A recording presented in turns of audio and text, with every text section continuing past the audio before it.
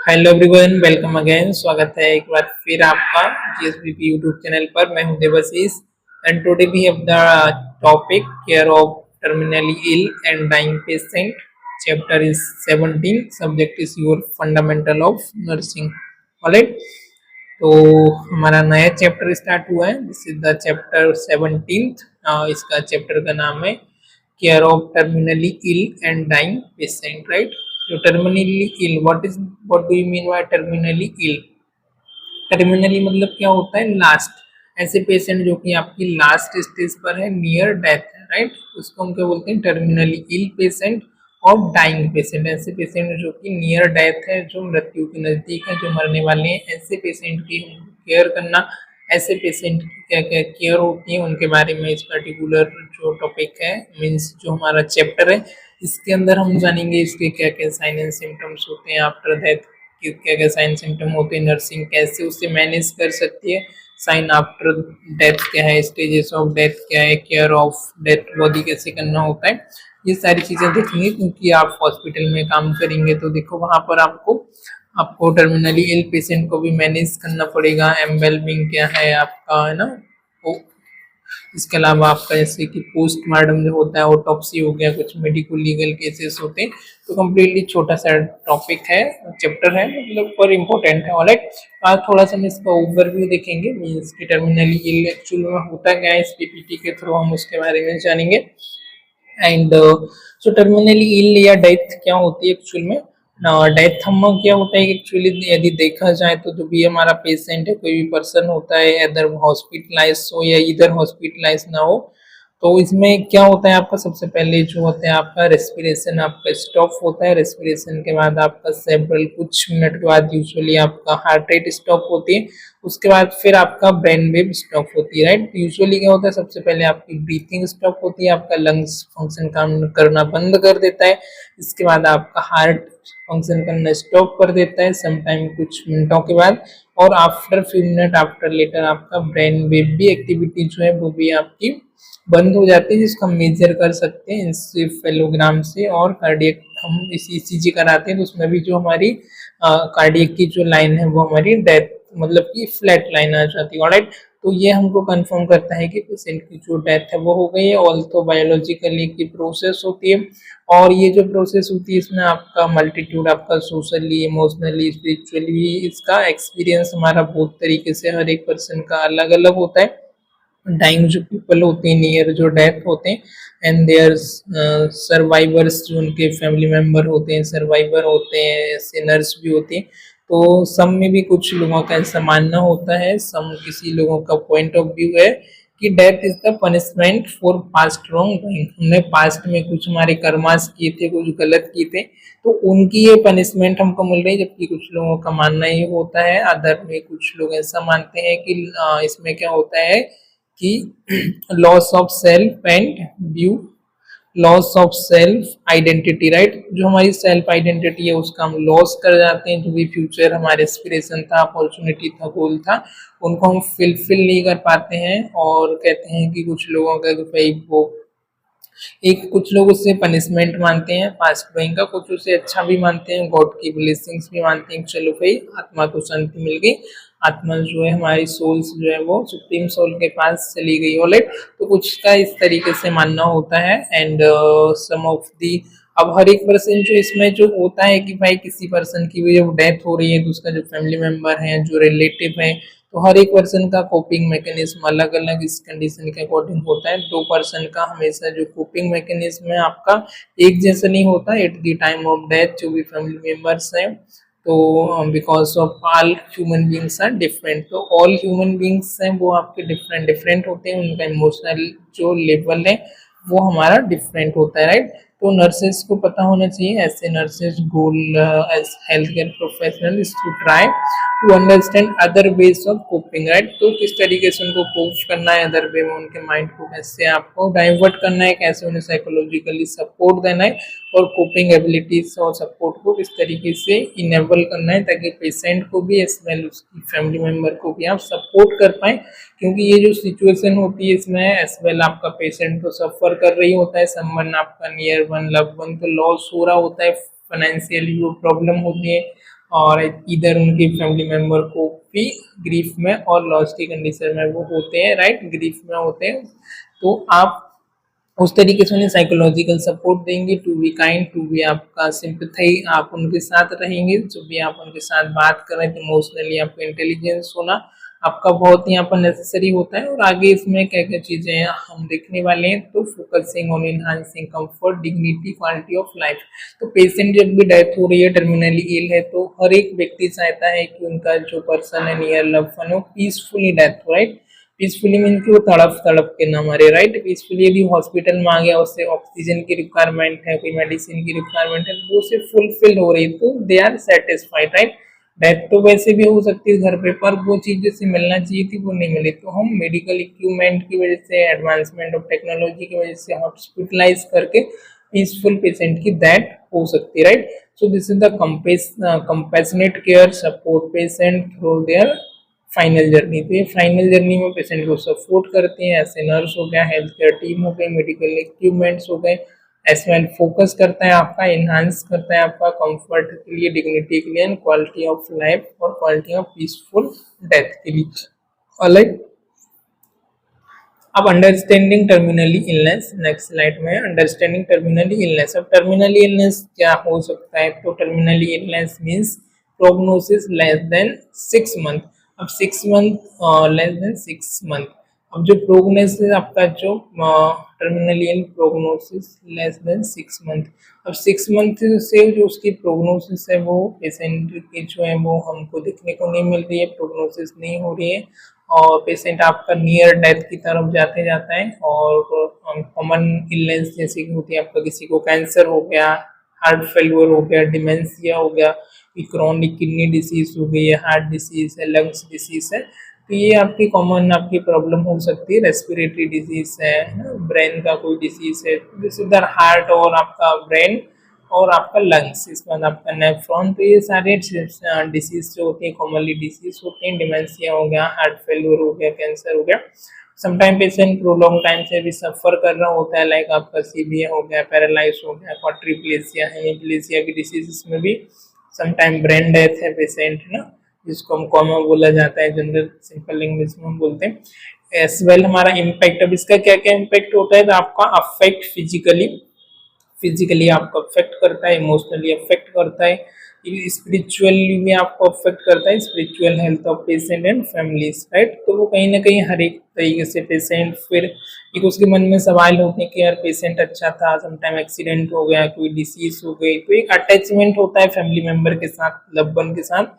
और जब family member या लव वन कोई उनका लॉस होता है, तो उनको मतलब एक थोड़ा सा ग्रीफ की पोजीशन कंडीशन में वो होते हैं, जब कोई नियर वन लॉस कर रहा होता है साइकोलॉजिकली। ग्रीफ क्या होता है, grief it is a painful psychological आपका एक रिस्पॉन्स होता है, psychological and physiological response to loss, है ना।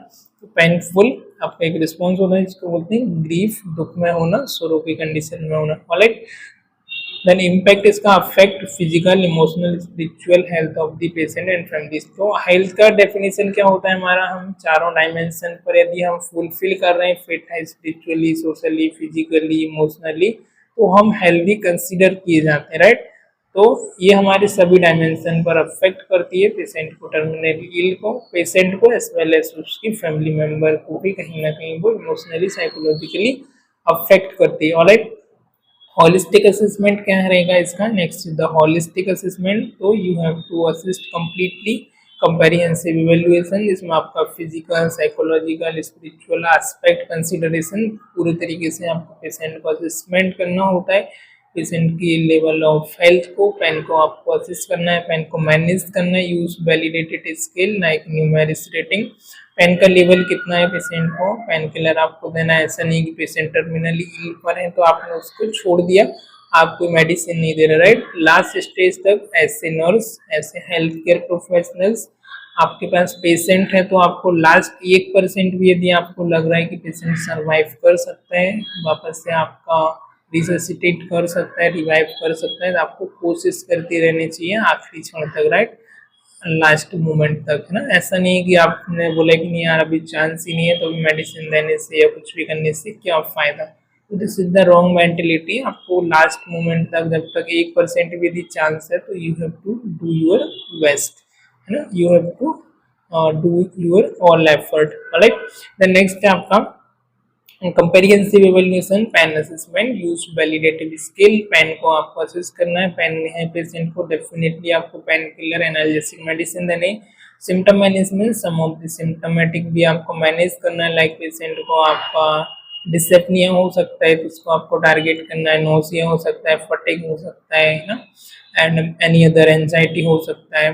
तो जो भी सिम्टम है उनको भी आपको सिम्टोमेटिक मैनेजमेंट भी करना, फंक्शनली भी पेशेंट को जो भी आपका एक्टिविटी ऑफ डेली लिविंग होती है, मोटिलिटी हो गया, न्यूट्रिएंट हो गया, राइट, तो वो सारी आपका living activity of daily living में भी आपको पेशेंट को असिस्ट करना है, बिकॉज ही और सी इज द टर्मिनली इल और near the death. Alright, even old age हो सकता है, और ओल्ड एज नहीं भी है तो किसी रीजन की वजह से, एक्सीडेंटल केसेस की वजह से, और सो मेनी डिसीज अभी हो रही है, तो नॉट ओनली कि भाई आप 70 या 80 की एज में आपकी डेथ होगी, ओल्ड एज में ओल्ड पर्सन भी आप 30-50, कोई हमने कल किसी ने नहीं देखा कभी भी किसी को भी कोई भी डिसीज एक्सीडेंटल कुछ भी हो सकता है, राइट।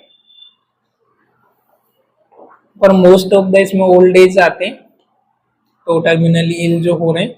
इसके अलावा फार्मेकोलॉजिकल इसका मैनेजमेंट में, फार्मेकोलॉजिकल पेन को कैसे मैनेज करेंगे, तो ऑपोइड ड्रग आती है, नॉन स्टेरॉइडल एंटी इन्फ्लेमेटरी आती है, नॉन ऑपोइड आती, एंड एडजुवेंट ड्रग आती है, इनका आपको यूज करना है। नॉन फार्मेकोलॉजिकल में लाइक मसाज हो गया, एंड एरो में थेरेपीज हो गया, रिलैक्सेशन टेक्निक हो गया, डाइवर्सनल थेरेपीज हो गया, रिक्रिएशनल थेरेपी, सारी थेरेपीज को आपको देना है। स्पिरिचुअल्स वगैरह जो हो गए, कैप्लिन्स वगैरह होते हैं, ताकि उससे पीसफुल डेथ हो जाए।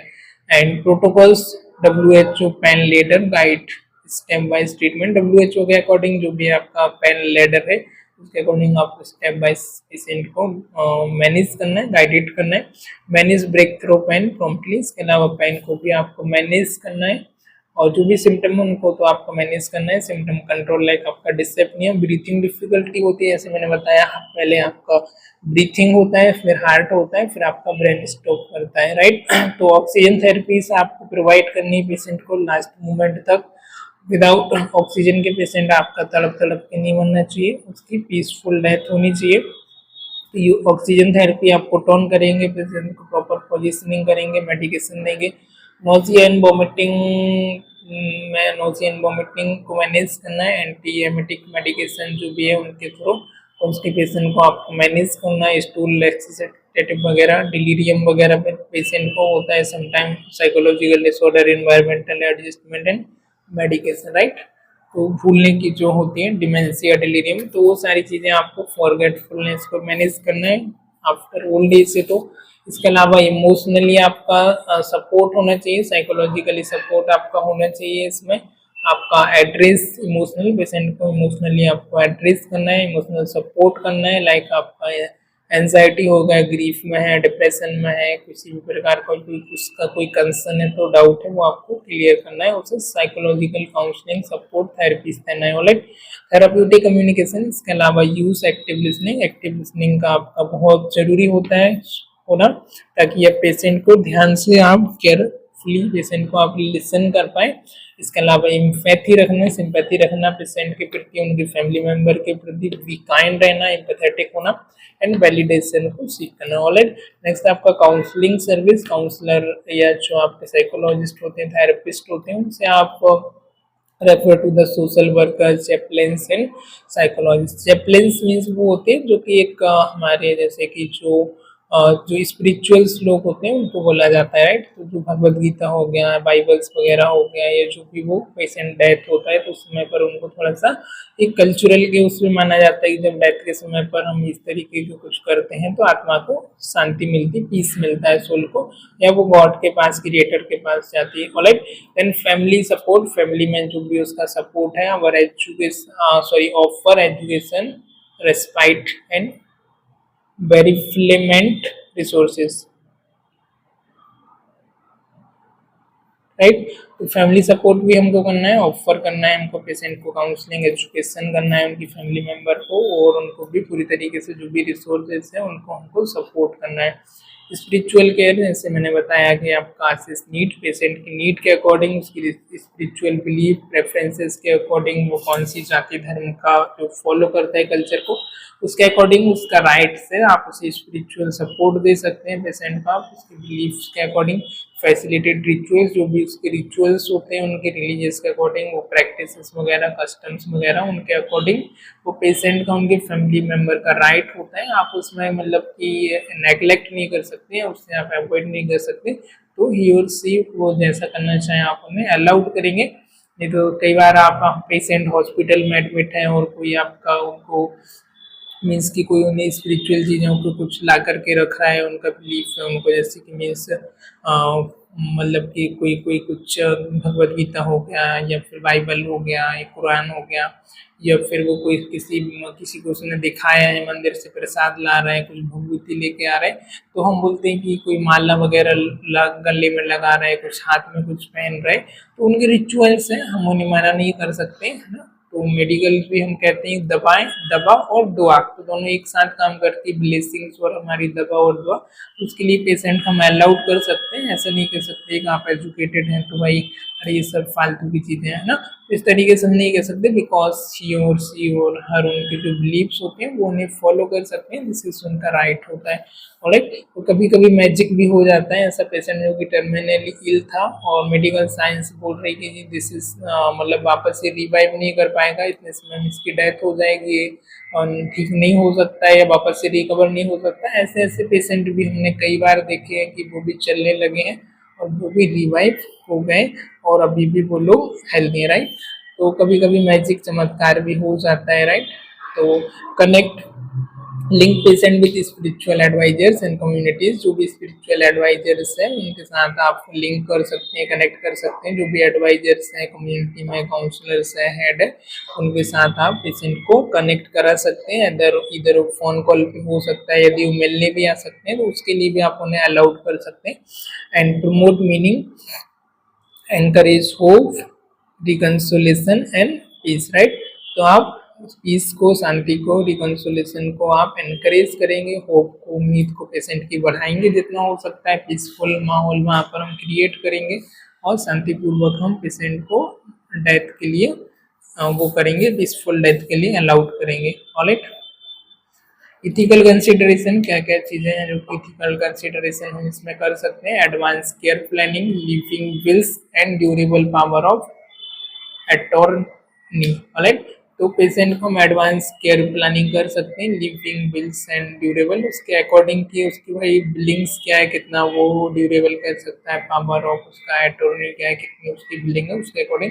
इसके अलावा आपका डीएनआर ऑर्डर जो होता है, डीएनआर मीन्स की डू नॉट रिससिटेट, आप पेशेंट को, सीपीआर जो होता है हमारा रिससिटेट होता है, पेशेंट को हम रिससिटेट नहीं करते, respect patient wishes and clarity, patient का जो भी रिस्पेक्ट करते हैं हम पेशेंट की जो भी विशेष है विथ क्लैरिटी के साथ, ये तो उनका डीएनआर ऑर्डर लिया है तो हम उनकी जो ओपिनियन है उसको हम रिस्पेक्ट करेंगे, right. Palliative care, sedation, follow strict ethical guideline and indication, इसके अलावा जो भी इथिकल गाइडलाइन है, इथिकली और पैलिएटिव सडेशन है उनको हम फॉलो करेंगे, पैलिएटिव केयर को हम प्रॉपर तरीके से मैनेज करेंगे, स्ट्रिक्टली इथिकल गाइडलाइन को और इंडिकेशन को हमको फॉलो करना है।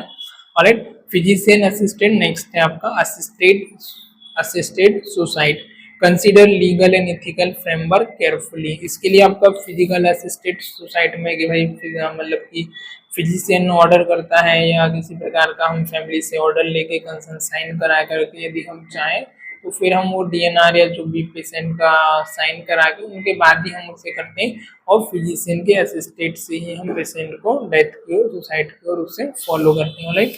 या फिर इसमें और भी सारी टाइप आ जाते हैं, बाद में हम देखेंगे। इसमें कुछ हमारे क्लिनिकल साइन भी होते हैं कि क्या क्या क्लिनिकल साइन है ना, पेशेंट को डेथ होने से पहले उसकी पल्स स्टॉप होती है, एक्सीलरेटिंग होती है, पिपल्स बिकम डायलेटेड हो जाता है, रेस्पिरेशन स्टॉप होता है, हार्ट रेट आपका वर्किंग करना स्टॉप करता है, ब्रेन वेव आपकी स्टॉप होती है, एबीसी जो है आपका है ना, तो एब्सेंस ऑफ आपका एबीसी क्या होता है, what is ABC, absence of pulse, heart rate ना आपका, इसके अलावा आपका जो भी रेस्पिरेशन है, ब्रीथिंग है, वो सारा भी आपका स्टॉप हो जाता है ना स्टेजेस में। हमने इसके अंदर आता है हमारा राइगर मोर्टाइस हो गया, एल्गोर मोर्टिस हो गया, एल्गोर मोर्टिस, लाइगोर मोर्टिस और ऑटोलाइसिस। तो ये डेथ की एक स्टेजेस होती हैं आफ्टर साइन।